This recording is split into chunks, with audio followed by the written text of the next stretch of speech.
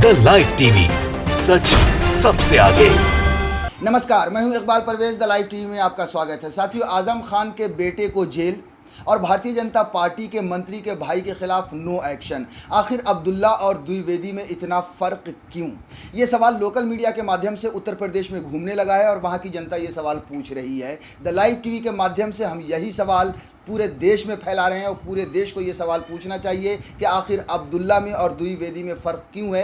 क्योंकि गोदी मीडिया आप तक ये सवाल नहीं पहुंचाएगी, गोदी मीडिया आप तक ये खबर नहीं पहुंचाएगी। जी हाँ, बात है आज़म खान के बेटे की और बीजेपी के जो मंत्री हैं उनके एक भाई की। दोनों पर आरोप है फर्जी डॉक्यूमेंट के। लेकिन आप देखिए तो अब्दुल्ला 1 साल से जेल में है, आज़म खान का बेटा उत्तर प्रदेश में, और दूसरी तरफ उत्तर प्रदेश में भारतीय जनता पार्टी के मंत्री जो हैं उनके भाई पे नो एक्शन, यानी कोई एक्शन नहीं लिया जाता है, बस सिर्फ वो नौकरी से रिजाइन करते हैं। साथियों, इस वीडियो में आगे हम आपको ये भी बताएंगे कि किस तरह से भारतीय जनता पार्टी की सरकारें, जी हाँ, करीब करीब हर राज्य की सरकारें नाम, शक्ल और कपड़ा देखकर उनके साथ व्यवहार करती हैं। लेकिन उससे पहले इस खबर पर रोशनी डाल दें। जैसे ही ये खबर आई है, बहुत लोगों ने ये सवाल उठाना शुरू कर दिया है। मशहूर शायर इमरान प्रतापगढ़ी ने भी ये सवाल उठाया है कि आज़म खान का बेटा, जी हाँ, आरोप लगा है कि आज़म खान के बेटे ने जो प्रमाण पत्र है वो गलत दिया था, फर्जी दिया था, जिसकी वजह से वो जेल चले गए। वहीं जो उत्तर प्रदेश में भारतीय जनता पार्टी के जो बेसिक शिक्षा मंत्री हैं उनके भाई अरुण द्विवेदी ने गलत तरीके से EWS सर्टिफिकेट हासिल किया और उसके बाद उन्हें असिस्टेंट प्रोफेसर की नौकरी मिल जाती है। और जब बवाल मचता है, विपक्षी लोग जब बवाल मचाते हैं तो वो आदमी सिर्फ रेजिग्नेशन देकर किनारे हो जाता है, उस पर कोई कार्रवाई नहीं होती। यहाँ इमरान प्रतापगढ़ी ने, शायर ने बहुत ही बड़ा ये सवाल उठाया है। साथियों, जो वेबसाइट पे खबर छपी है, कई वेबसाइट पे जो छपी हैं खबरें, उसके हेडलाइंस करीब करीब एक ही जैसे हैं कि आज़म के बेटे को जेल और बीजेपी के मंत्री के भाई पर नो एक्शन। अब्दुल्ला और द्विवेदी में इतना फ़र्क क्यों? पिछले कुछ दिनों से यूपी के बेसिक शिक्षा मंत्री डॉक्टर सतीश द्विवेदी के सगे भाई अरुण द्विवेदी ने गलत तरीके से EWS सर्टिफिकेट हासिल किया और इसके आधार पर उन्हें सिद्धार्थ यूनिवर्सिटी कपिलवस्तु के मनोविज्ञान विभाग में असिस्टेंट प्रोफेसर के पद पर नौकरी दी गई। जी हाँ, गलत तरीके से सर्टिफिकेट हासिल किया जाता है, उसे पेश कर दिया जाता है और फिर उन्हें असिस्टेंट प्रोफेसर बना दिया जाता है। सोचिए, ये भारतीय जनता पार्टी के मंत्री हैं, जाहिर सी बात है जब शिक्षा मंत्री होंगे भैया तो फिर तो उन्हें असिस्टेंट प्रोफेसर बना ही दिया जाएगा, उनकी कौन जांच करेगा। लेकिन शुक्र है कि विपक्षी लोग खड़े हो गए। जैसे लोगों को पता चला उन्होंने बवाल मचाना शुरू कर दिया। इसके बाद विपक्षी दलों ने इस मुद्दे को उठाया तो मंत्री के भाई को असिस्टेंट प्रोफेसर के पद से इस्तीफा देना पड़ गया। अब देखिए कि जब सवाल उठा तो इन्होंने सिर्फ इस्तीफा दिया और किनारे हो गए, इन पर कोई कार्रवाई नहीं हुए, क्योंकि ये भारतीय जनता पार्टी के मंत्री के भाई हैं जनाब। मंत्री के भाई पर आरोप लगा कि एक तरफ तो उनके भाई राज्य सरकार में मंत्री हैं, दूसरी ओर उनकी पत्नी भी नौकरी करती हैं जिनकी सैलरी 70,000 रुपये मासिक है। ऐसे में उनका EWS का सर्टिफिकेट गलत है। जी हाँ, ये बड़ा आरोप लगा था उन पर। विपक्ष ने इस मुद्दे को मजबूत तरीके से उठाया, जिसके बाद दबाव में आकर मंत्री के भाई को असिस्टेंट प्रोफेसर की नौकरी छोड़नी पड़ गई।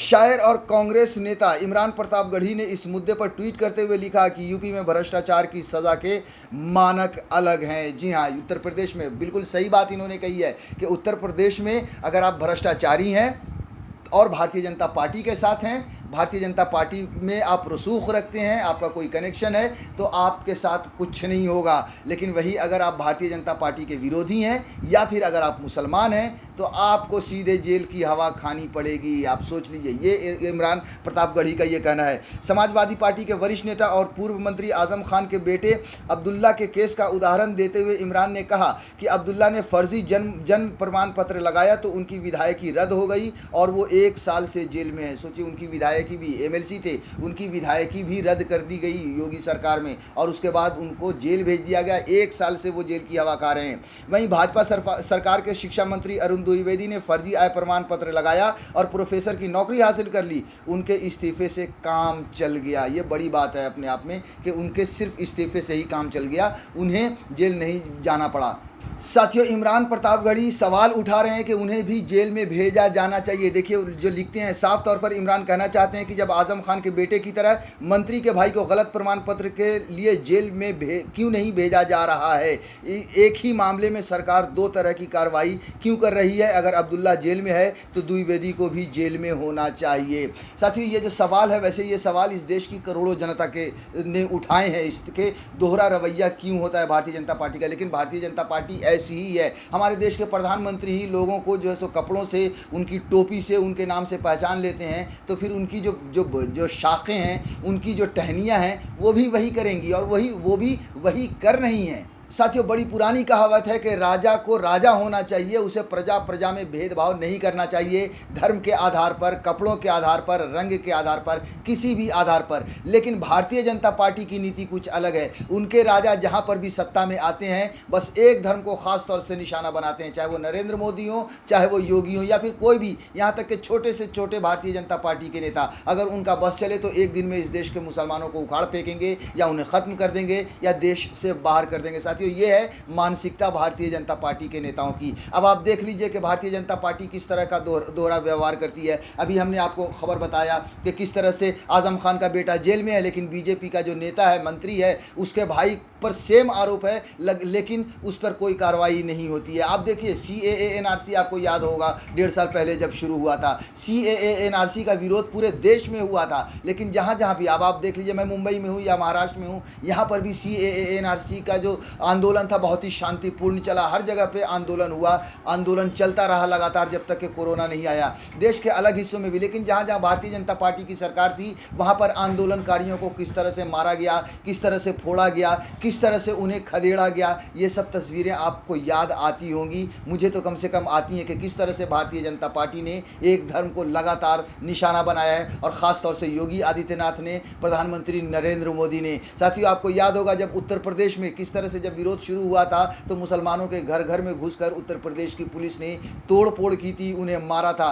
जामिया मिलिया का आपको याद होगा, वह अलीगढ़ मुस्लिम यूनिवर्सिटी का याद होगा कि किस तरह से पुलिस ने घुस कर गुंडागर्दी मचाया था, आपको याद होगा साथियों। और इन पर किस तरह के गंभीर आरोप लगे थे। आज भी बहुत सारे लोग जेल में हैं जिन्होंने CAA NRC का विरोध किया था। साथियों, उन पर NSA एक्ट लगाए गए, UAPA एक्ट लगाए गए, बहुत तरह के एक्ट लगाए गए। लेकिन दूसरी तरफ जिन लोगों ने नफरत बांटी, आप सोचिए दिल्ली के दंगे का ही अगर आप मिसाल ले लीजिए कि जिन्होंने नफरत बांटी, जैसे कपिल मिश्रा हुए, अनुराग ठाकुर हुए, इन्होंने अलग अलग तरीके से जो है सो नारे दिए, रागनी तिवारी हो गई, मगर इनका जो है सो इनके खिलाफ कोई कार्रवाई नहीं हुई। ये आज़ादी से आज भी घूम रहे हैं और आज भी जो है सो नफरत बांट रहे हैं। तो यही है भारतीय जनता पार्टी का किरदार, यही है योगी आदित्यनाथ का किरदार, यही है प्रधानमंत्री नरेंद्र मोदी का किरदार कि किसी भी तरह से एक धर्म को निशाना बनाना है और उन्हें क्रश करना है। साथियों, अगर अभी आप उत्तर प्रदेश में ही आप देख लीजिए, योगी आदित्यनाथ ने क्या किया, बाराबंकी में 100 साल पुरानी मस्जिद को तोड़वा दिया। आप देख लीजिए कि जो है सो 17-18 साल का बच्चा, उसको पुलिस इतनी बुरी तरह से मारती है कि उसकी मौत हो जाती है। तो इस तरह से इस देश में मुसलमानों पर अत्याचार हो रहे हैं। आप सबको एक साथ मिलकर आवाज़ उठानी चाहिए। बहुत सारे लोग, करोड़ों लोग ऐसे हैं जो मुसलमानों के साथ खड़े होते हैं। उन्हें अब सरकार के खिलाफ आवाज़ उठानी चाहिए कि ये दोहरा व्यवहार क्यों। अब्दुल्ला और द्विवेदी पर अगर दोनों पर सेम तरह के आरोप लगे हैं तो फिर दोहरा व्यवहार क्यों। दोनों को जेल में होना चाहिए या फिर दोनों को बाहर होना चाहिए। द लाइव टीवी, सच सबसे आगे।